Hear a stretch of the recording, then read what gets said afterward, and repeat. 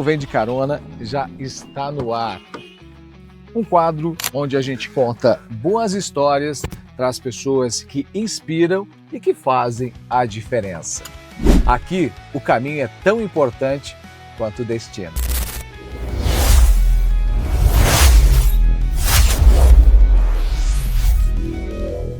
O Vem de Carona tem o patrocínio da Kaiô Mitsubishi Motors de Chapecó. Tecnologia, conforto e performance para você ir ainda mais longe. Aperte o cinto que a conversa já começa. E o nosso quadro Vem de Carona dessa semana já está no ar. Estou recebendo aqui, muito prazer, meu amigo Jackson Preus, ele que é biólogo, tem uma rede muito forte aí nas redes sociais, né? Onde destaca muito o seu trabalho, né? Muitas curiosidades relacionadas à biologia. A gente vai falar um pouquinho da sua trajetória também e dessas experiências. Seja bem-vindo. Muito obrigado, Jusinei. É uma satisfação, né? Eu sou fã, assisto todos os programas e ter a oportunidade aqui de conversar com vocês vai ser um momento bem legal. Falar um pouco de biologia, um pouco da minha vida, acho que vai ser um pouco fora do que eu tenho acostumado a fazer nas minhas redes sociais. Legal. Que bacana, seja bem-vindo. Obrigado. A gente sempre a bordo de um Mitsubishi, na parceria com a Kaiô Mitsubishi Motors de Chapecó, sempre trazendo um convidado diferente toda semana para contar histórias diferentes. Então embarque com a gente.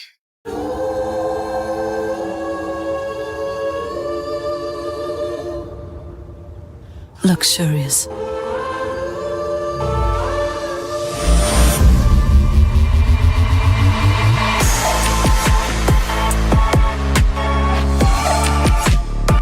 O mercado de luxo tem um novo protagonista. Chegou o Outlander, o híbrido carregado de luxo. Bom, Jackson, que legal, porque eu acompanho também muito as suas redes sociais e eu vejo que você traz muitas curiosidades, inclusive lá, sobre a fauna, né, sobre biologia de uma forma geral. Como é que nasceu isso aí na sua vida? Hoje você é professor, é pesquisador da universidade. Como é que essa área nasceu na tua trajetória, na sua vida? Então, Jusinei, é uma história bem longa, assim, digamos, né? As redes sociais hoje ela tem um destaque muito grande na divulgação científica, mas já faz um bom tempo que eu faço isso, né? Digamos que quando começou esse boom do Instagram, eu utilizei essas redes sociais como uma forma de mostrar um pouco aí do meu trabalho, né? E só que no começo ela tinha um outro formato. Eu tinha esse caráter extremamente científico, técnico. E eu percebi que as coisas tinham que mudar com o passar do tempo, principalmente pelo fato de que as pessoas não estavam entendendo o que eu queria passar, né? Então eu queria utilizar ela como uma forma de passar um conteúdo, mas no momento que eu acabei modificando, trazendo um pouco mais para nossa realidade, falando um pouco mais da nossa região, eu acho que as coisas começaram a mudar. Hoje, além de você ter mudado a linguagem com que você conversa na rede social com o público, justamente para fazer com quem é leigo entender, uma outra maneira foi trazer a realidade local, né? Isso foi o ponto mais importante. Na época que eu fiz meu mestrado, meu doutorado, eu era basicamente utilizava informações de outros locais, né? E aí eu percebi que era muito interessante falar sobre mudanças climáticas, falar sobre questões aí da mudança do planeta, mas para mim, muitas vezes essas informações eram importantes, porque as pessoas não tinham aquela ideia de pertencimento. E no momento que eu comecei a trazer essas informações do que acontecia aqui na nossa região, das curiosidades, a gente vive numa região que tem muita história, né? Então, acabei conseguindo chamar a atenção das pessoas, trazendo informações científicas, mas trazendo exemplos do que acontecia aqui na nossa região. Acho que foi essa sacada. Que legal. Você atua na universidade já há quanto tempo, como professor? Há pelo menos 10 anos. 10 anos. Mas antes disso, como eu fiz biologia aqui na UESC, eu fiz minha graduação, então eu era técnico de laboratório, então minha jornada acadêmica toda foi aqui na região. Você é natural aqui? Sou natural de Maravilha, mas eu moro aqui em São Miguel desde 2005, há bastante tempo.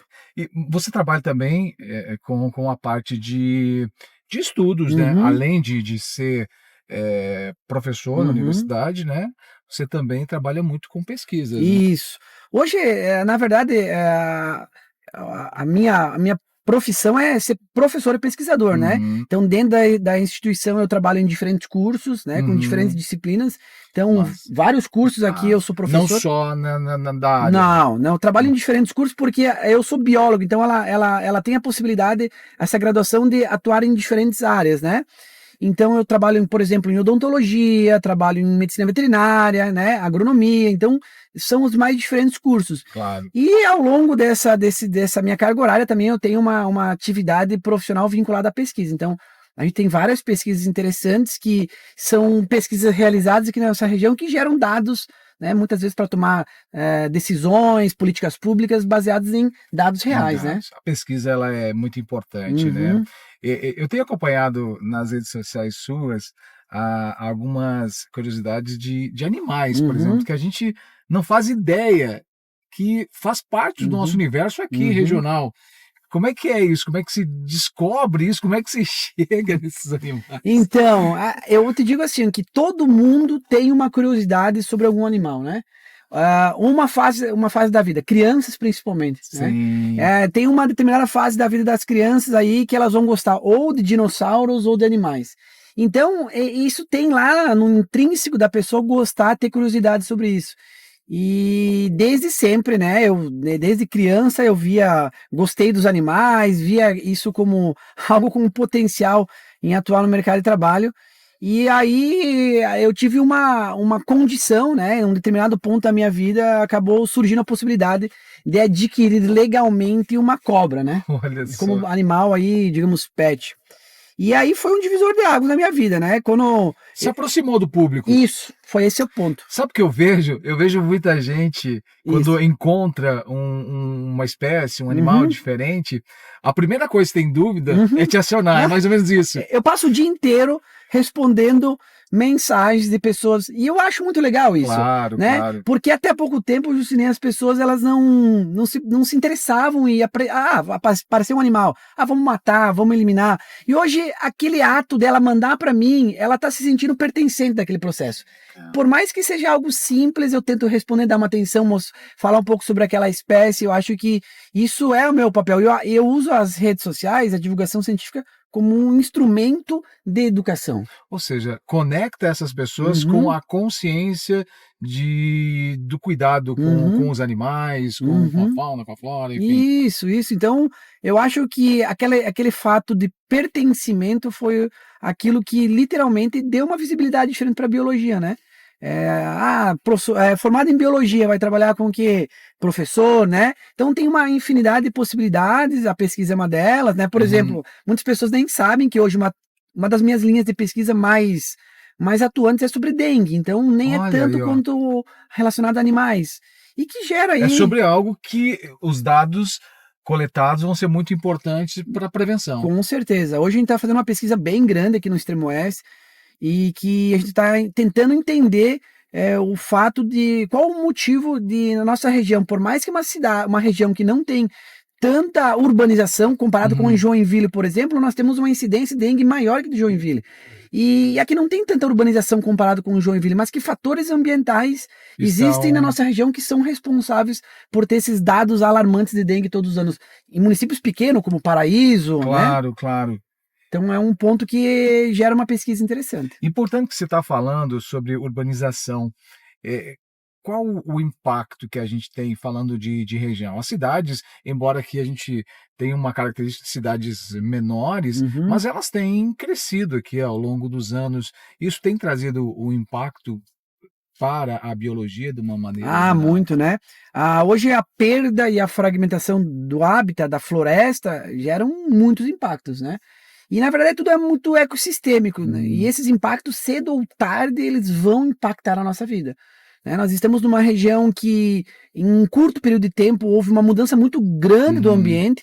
Nós tínhamos aqui, nesse exato local que nós estamos, era uma floresta extremamente condensada, parecido com o que a gente vê na Argentina. Em menos de 50 anos, isso foi transformado. E isso reflete de diferentes formas. As coisas mais visuais hoje, mas que são difíceis de se terem clareza, por exemplo, a mudança do clima da nossa região, né? Nós estamos numa região em que eventos extremos estão cada vez mais frequentes, né? Então essa é uma questão muito importante. Todo mundo fala, sempre existiu tornados, vendavais, mas eles têm se intensificado. Então essa mudança do ambiente que nós vivemos, ele influencia na nossa vida. Existe uma maneira de mediar isso? Por exemplo, a evolução, a construção das cidades, a ampliação das áreas urbanas, ela me parece assim que não tem volta, isso só tende a aumentar. Tem como mediar isso para que esse impacto de alguma maneira seja menor? Com certeza. Eu acho que a gente não pode ser pessimista e o desenvolvimento ele precisa ocorrer, né? Então, a gente precisa desenvolver as cidades, mas isso depende de muitos fatores. Mas eu acho que o principal deles, eu percebi que num passado não tão distante, eu acreditava que as leis precisavam ser mais rígidas na questão ambiental, e não é bem assim. Eu acho que a perspectiva de um futuro melhor tem a ver com a consciência social das pessoas sobre as questões ambientais. Eu já tenho visto que tem melhorado, mas eu acho que quando as pessoas perceber literalmente que o Alzheimer, problemas cardíacos, várias doenças que cada vez mais assolam a humanidade tem a ver com o ambiente que elas estão inseridas, eu acho que a gente mostrando isso para as pessoas, elas vão começar a ter uma relação diferente com o ambiente que elas vivem. E a melhor maneira é a informação. É isso, é por isso que a gente está aqui hoje, né? Eu acho que tentando, exato, desmistificar muitas coisas. As redes sociais, elas são importantes para isso, né? Eu, por exemplo, sou um cientista, eu escrevo artigos. Muitas vezes esses trabalhos eram escritos para um grupo seleto de pessoas. Poucas pessoas tinham acesso. Isso, e não muda uma realidade. E aí tu transformar essa informação, por exemplo, o fato agora que nós a gente publicou um trabalho esse mês bem interessante. A gente fez um registro histórico aí das onças pintadas que existiram no nosso estado, com vários registros, e publicamos um artigo numa revista bem legal da Índia. E aí, o momento que eu transformei esse artigo num vídeo, ele tomou uma outra visibilidade. Olha só. E a rede social, a gente sabe que a rede social ela tem dois viés, né? Tem aquela que ela traz os seus deméritos para quem não sabe usar, mas para quem sabe usar é uma ferramenta incrível. A exemplo disso, né?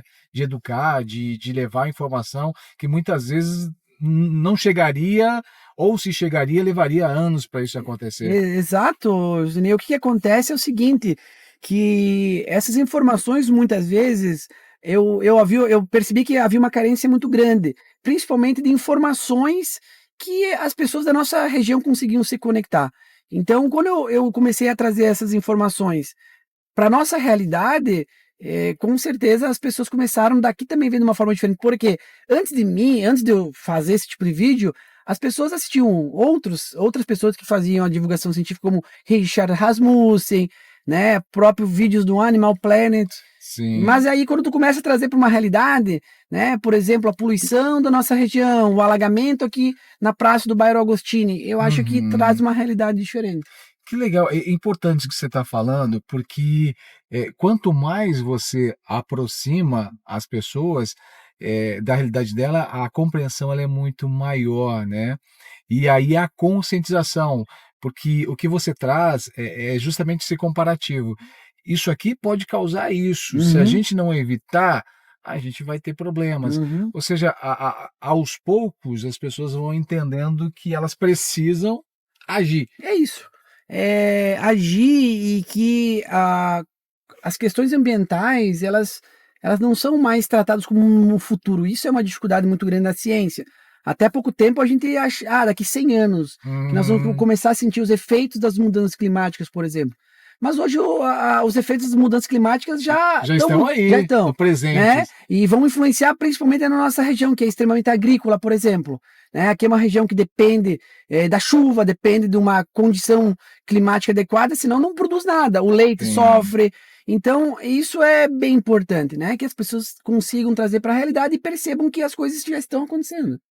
Agora, nessa tua trajetória, algo que te chamou bastante atenção, assim, que ou foi curioso, ou de alguma maneira que te marca? Tem muita coisa, né? Mas a minha vida sempre foi muito relacionada a cobras, né? Então, histórias envolvendo cobras, eu acho que sempre ganharam um destaque muito grande. Já tomou algum susto? Ah, vários, né? Vários. Mas acho que o fato mais curioso foi um dos mais curiosos, que ainda as pessoas lembram que aconteceu em 2013, né? Foi o dia que, foi uma noite que encontraram uma sucuri aqui no centro de São Miguel do Oeste, na gruta. Olha só. É uma cobra que nem existe aqui na nossa região, uma serpente, né? E aí a polícia ambiental foi chamada, que existia um animal lá bem grande, uma cobra. E aí, quando chegou até mim, esse animal era mesmo uma sucuri que ocorre em outras regiões. A gente não sabe claramente qual o motivo que esse animal veio parar aqui. De que maneira? De que forma que ele veio parar aqui, mas foi uma história bem curiosa que até hoje as pessoas lembram assim, e aquela sucuri que foi encontrada na gruta e tudo mais. Então acho que foi algo bem, bem curioso. Gera dúvida, é verdadeira, não é? Todo mundo quer saber como uma sucuri, porque existem muitas lendas e crendices, né? Sim. Que tem sucuri no Rio Sargento, no Rio das Antas. Mas tem muita história de pescador.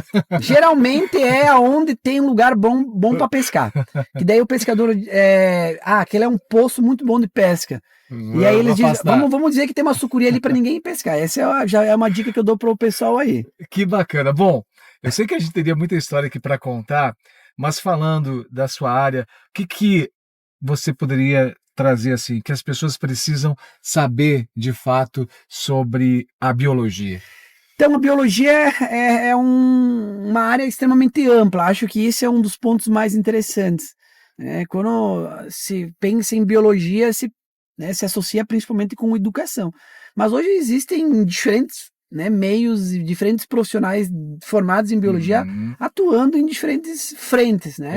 Claro. Desenvolvimento de medicamentos, de vacinas, na combate a pandemias, então, na questão ambiental, na questão de laboratório. Então, a biologia é uma área extremamente ampla e que, às vezes, o nosso trabalho ele é muito silencioso, mas que reflete de uma forma, às vezes, não tão clara, mas vai refletir na vida das pessoas, né? A exemplo de uma pesquisa, né? Que às vezes você trabalha meses, anos para poder chegar a uma conclusão e ninguém sabe que ou meia dúzia de pessoas sabem que está sendo feito esse trabalho. Exato. Nesse exato momento, as pessoas aí que estão assistindo, elas podem ter certeza que existem milhares de cientistas, de biólogos atuando em linhas de frente para tentar trazer uma condição melhor para a sociedade.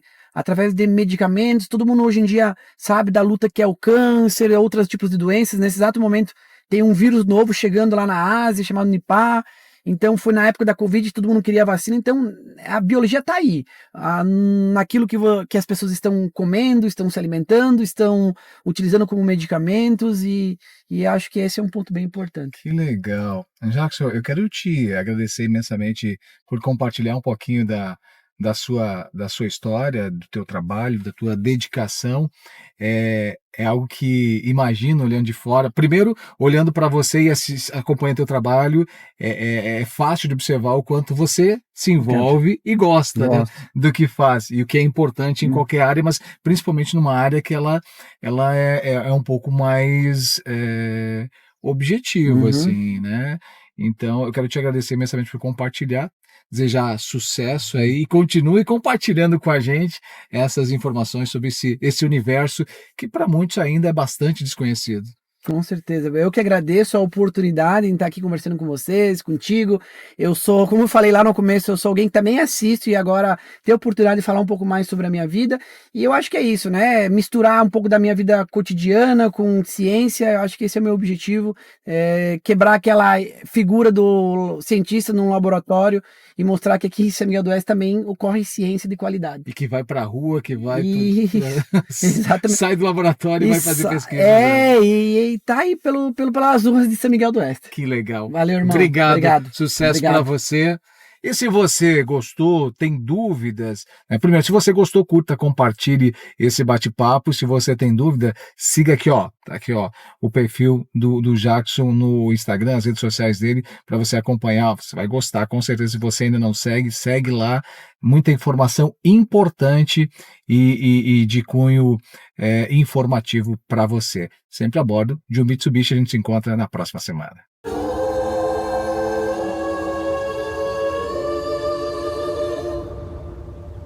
Luxurious.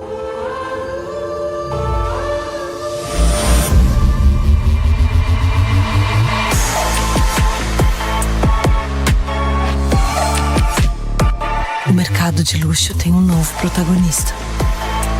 Chegou o Outlander, o híbrido carregado de luxo.